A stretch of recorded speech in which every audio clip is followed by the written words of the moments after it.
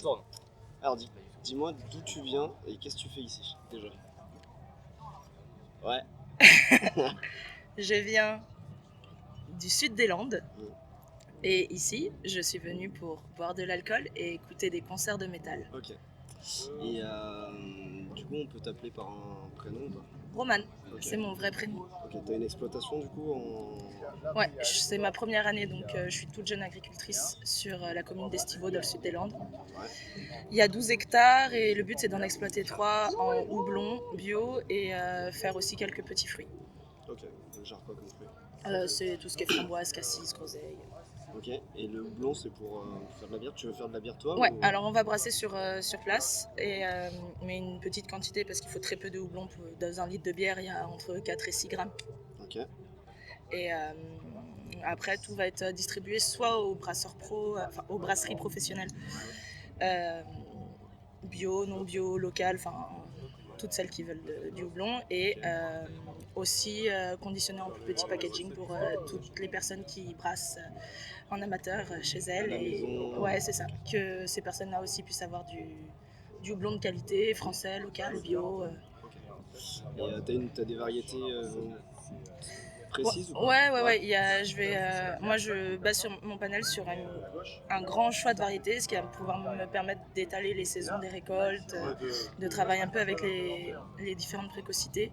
Ouais. Donc, en variétés connues, c'est Cascade, Chinook, Centennial, Nuggets, Fuggle. Et je vais travailler aussi avec une des quelques variétés françaises qui s'appelle Barbe Rouge.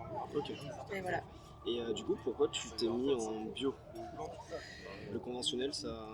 Alors, le houblon conventionnel, en fait, est valorisé 2 fois moins cher que le houblon bio. Mhm. Aujourd'hui, si je veux m'installer à titre individuel sur 3 hectares, j'ai pas le choix que de faire du bio, parce que 3 hectares, c'est microscopique. Ouais. Donc, si je veux vraiment pouvoir valoriser et me payer quelque chose à la fin de l'année, il faut que je sois en bio. Ok. Il y a une forte demande en houblon bio. Avant, il y avait des dérogations, comme c'est une petite quantité dans la bière. Ouais. Mais maintenant, ils n'ont plus le droit à des dérogations. Et vu que je veux travailler quand même en limitant tout ce qui est pesticides, favoriser la biodiversité, etc., quoi qu'il arrive, j'aurais pas besoin de changer les méthodes que je veux mettre en place pour obtenir la labellisation. Okay. Parce que ouais, du coup niveau marketing ça t'apporte beaucoup plus quand même. Enfin c'est de l'ordre de combien? De 3 fois tu disais? Ouais, c'est ça, c'est au moins 2 fois le prix, quoi. Ok. Et du coup il y a d'autres labels qui existent que le label bio, genre le label biodynamique, enfin Déméter. Est-ce que ça Ça me dit rien. Après, moi, le rapport que j'ai avec la biodynamie dans le secteur houblon, ça va vraiment être des pratiques. Ça va pas être pour l'instant, je connais personne qui est labellisé. Je fais aussi partie, je suis secrétaire de l'association Houblon Nouvelle-Aquitaine. Ouais. Alors j'en ai entendu certains qui parlaient ou qu'on demandait. Pour l'instant, il n'y a rien qui est prévu comme recherche sur ce sujet. Mais on me propose cette technique, mais jamais on m'a proposé un label ou quoi. Okay. Pour l'instant, c'est pas super valorisé. Il y a une brasserie dans les Landes. Ouais. Je sais pas si c'est Landes, Pays Basque, mais voilà, c'est par là qui est Déméter. Ok. Et voilà. Okay. Et du coup, pourquoi toi le Déméter ça te dit pas? C'est quoi qui t'intéresse pas dans ce label là? L'agriculture biodynamique est basée. C'est plus respectueux de l'environnement. Enfin, c'est censé être plus bio que bio. Ouais, c'est plus bio que bio dans certains aspects. Après, le bio, ça reste un cahier des charges. Tu peux faire le minimum des cahiers des charges, mais moi, à la base, c'est vraiment l'inverse. Je favorise la biodiversité, l'entretien des sols, etc. Et je vais prendre le label bio parce que ça va permettre de valoriser comment je cultive, la façon dont je cultive. Par contre, le label Déméter, il y a aussi toute une idéologie derrière qui me convient absolument pas. Tu peux me dire utiliser des purins, ça sert, ceci, cela, ça existe, mais quand à la base, il faut juste calmer des esprits de l'autre côté de la lune, la base elle est pourrie. Donc il y a sûrement des choses dedans qui valent le coup, mais c'est des choses qu'on peut retrouver aussi en bio ou dans d'autres types d'agriculture. Mais voilà, ça m'intéresse pas du tout d'un point de vue idéologique, quoi. Okay. Parce qu'au niveau idéologique, quand on parle de l'agriculture même biologique, Quand Ouais. on retrouve les fondements de l'agriculture biologique, il y a souvent Steiner qui est mentionné, et Steiner c'est quand même celui qui a fondé aussi le label biodynamique. Est-ce que le Ouais. label bio il est vérolé comme le label biodynamique ou pas? Non, je pense qu'il est assez neutre. Après, chaque individu au sein du label bio va avoir son lot de croyances. C'est vrai qu'on est pas mal atteint parce qu'en bio, on n'a pas le droit d'utiliser plein de produits phytosanitaires issus de tout ce qui est synthétique. Mais du coup, c'est vrai que même au point de la chambre d'agriculture, à un moment, j'ai cherché pour faire des poules pondeuses. On me proposait de l'homéopathie d'office. Donc, il y a beaucoup de croyances au sein du label bio, mais ça va être dans les pratiques, ça va pas être dans le cahier des charges. Ok. Et niveau pratique, respectueuse de l'environnement, etc., Ouais. tu utilises quoi par exemple? Quels seraient les exemples que tu donnerais Bah, j'ai, alors, je suis qu'en première année, Ouais. donc, voilà, il y en a plein qui se lancent en bio et qui ont plein d'objectifs, etc., ou qui vont montrer combien disent qu'ils font du bio et en fait ils font des conférences ou des visites sur leur ferme. Donc j'aime pas trop dire ce que je fais dans le sens où ça fait 4 mois que je suis installée, donc pour l'instant je fais rien, je préférerais en parler dans quelques années. T'as pas fait une saison encore? Ouais, c'est ça. Mais mon but, ce sera vraiment de... déjà, j'ai 12 hectares. Donc, tout autour de mes champs, je veux garder des bandes enherbées, semer un maximum de fleurs pour attirer les pollinisateurs, planter des haies, des trucs qui paraissent assez logiques, assez standards. Et travailler mon sol. Là, tu vois, c'était une ancienne prairie depuis des années et des années. J'ai pas détruit totalement la prairie. J'ai travaillé que sur les bandes et puis petit à petit, je vais essayer de travailler vraiment les bandes où il y a mes plantations. Mais voilà, c'est vrai que je suis vraiment dans une agriculture biologique qui va chercher tout ce qui est genre maraîchage, sol vivant. Je cherche un peu aussi dans la permaculture ou dans l'agroforesterie. Mais c'est compliqué de trouver des pratiques là-dedans sans tout de suite trop tomber vers des choses un peu plus croyances et idéologie. Okay. Et donc l'agriculture biodynamique, toi comment t'en as entendu parler parce qu'il y a beaucoup d'agriculteurs qui se lancent dans l'agriculture biodynamique sans connaître les fondements de Steiner, de l'anthroposophie derrière. Comment toi t'en as entendu parler? Est-ce que ça t'a convaincu direct ou pas? Mais j'ai vraiment mis du temps à savoir ce que c'était. J'en entendais parler un peu englobé dans tout le bio.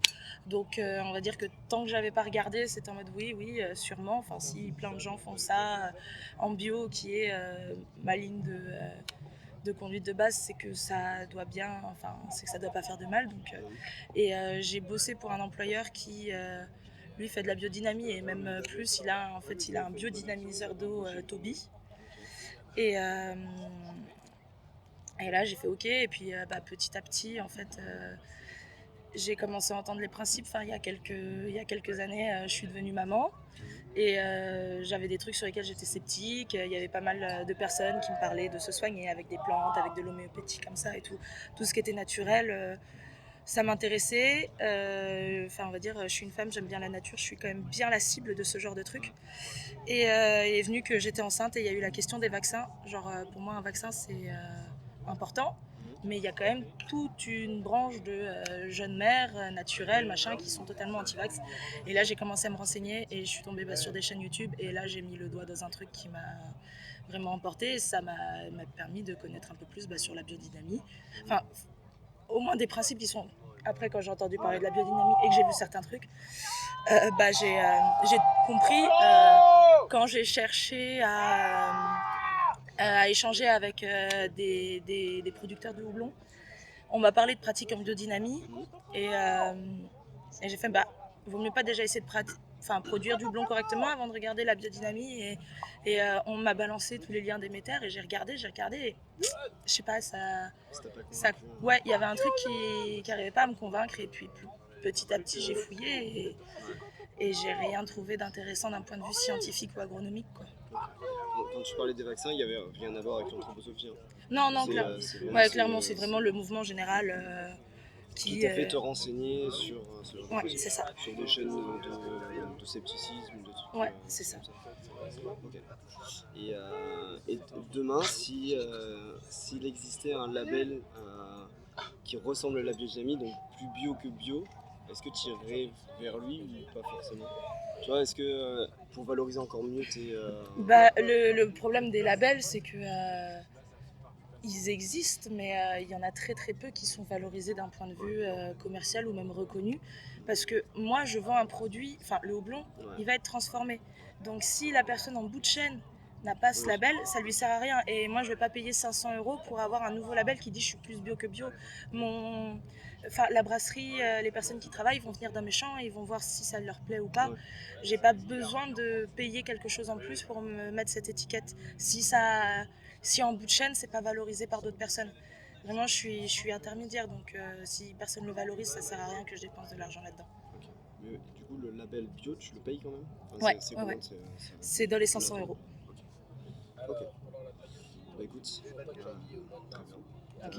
Autre chose quelque chose à dire de plus sur la biodynamie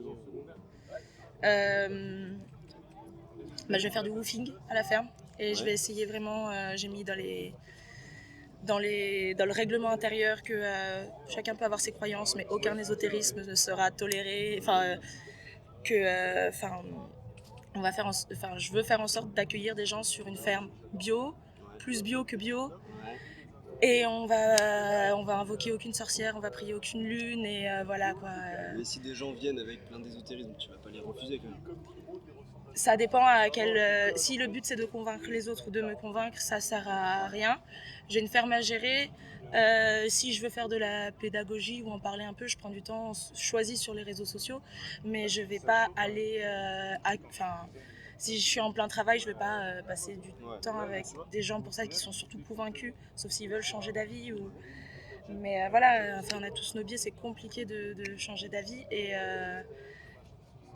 et j'ai pour l'instant assez de travail pour essayer de déconvertir des gens. Mais s'il y a des gens qui veulent voir de la bio sans devoir dissoudre des grains de sucre ou faire écouter de la musique par vibration au sol, ils seront les bienvenus chez moi.